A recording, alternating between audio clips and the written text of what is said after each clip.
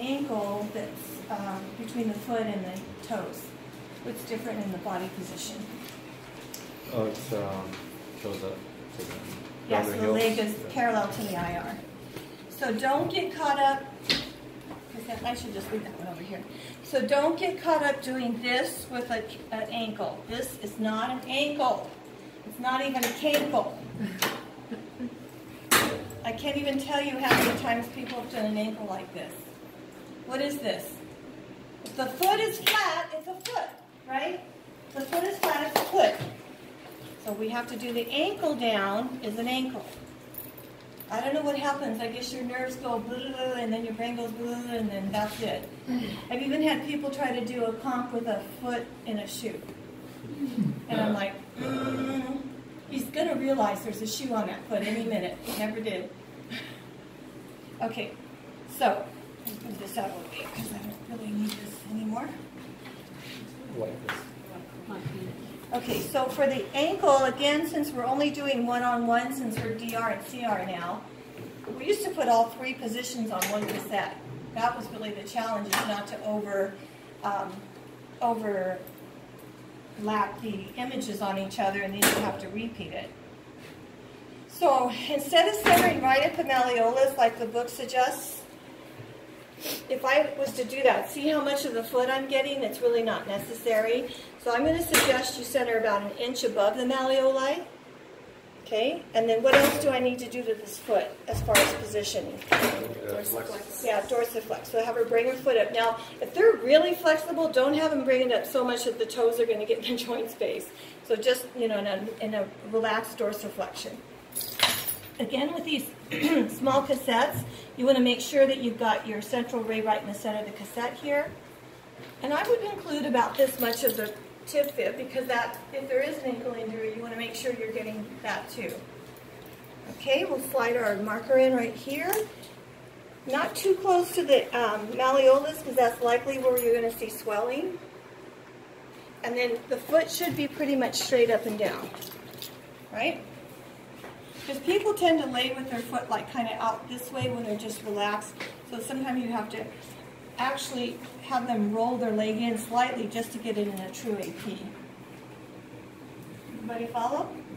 Looks pretty easy from your perspective, right? Hopefully it will be when we start practicing today. Okay, so what would be the next position? Oblique rotation. Yeah. Well, before we do the oblique, we'll do the Mortise. So what I want you to see, excuse me, a little bit with that. I don't want to step on you with my food. Okay, so remember I told you we're going to get up these malleoli here?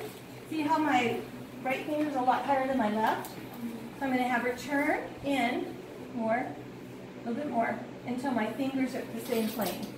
And that tells me how much rotation. How much was the rotation for the Mortise? 15 to 20. So all it's doing then is we're opening up the joint space. So it's a very slight rotation, but it's enough to help the doctor see if there's any torn ligaments in here, if there's a wider space than normal. You don't have to change the collimation, centering, nothing else. Just so for those of you that are using DR, you don't even have to change your cassettes out. It's like boom, boom, boom, right? I don't know,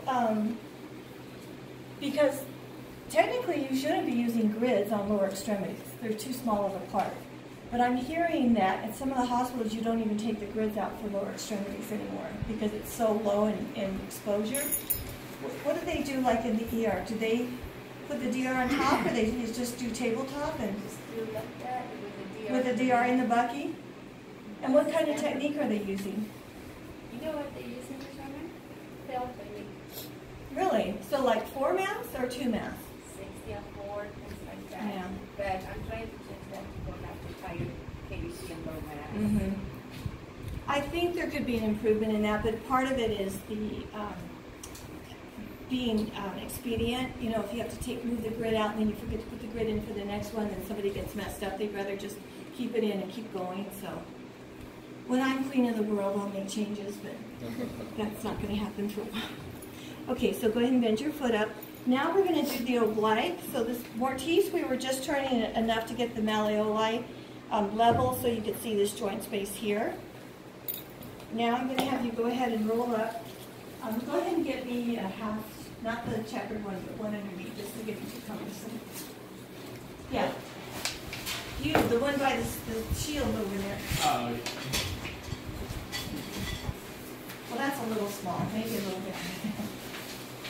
Compromise. I have one in another room.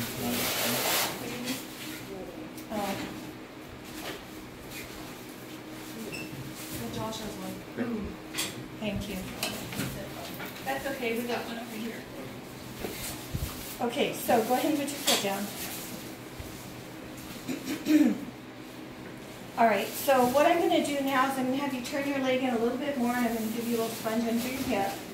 So people have a tendency to bend up their leg when they roll their leg in like this, so make sure her knee stays flat because you want the tibia to stay parallel to the IR. If not, when she does this, what's going to happen to the joint space? It'll close it, right? So straighten your leg out, and then go ahead and bend your foot up. So what you want to see here is about a 45-degree, I don't see the goniometer in here. But what we're doing is we're going 45 degrees from the vertical. See that if you were to draw an imaginary line down her foot. Okay. And again, we're centering an inch above the malleoli, and we're just collimating enough to include both of the joints. So if she has a huge swelling, you do want to include that in the collimation. You know, include all of the soft tissue structures. Up here. So that would be the regular oblique, the 45-degree. And notice right about where Anthony had the red dot, show him where the sinus tarsi is. See that hole right there? That's the sinus tarsi, and that's one reason why they do this position. Because you don't see it on the Mortise. See it, it's closed. The sinus tarsi is a really important area because it's the articulation between the talus and the calcaneus, and it's where a lot of nerves and ligaments go in and out. So apparently it's pretty important for the ankle. Okay, and then if we were going to do the lateral again, we would just have her turn over on her side and turn towards me.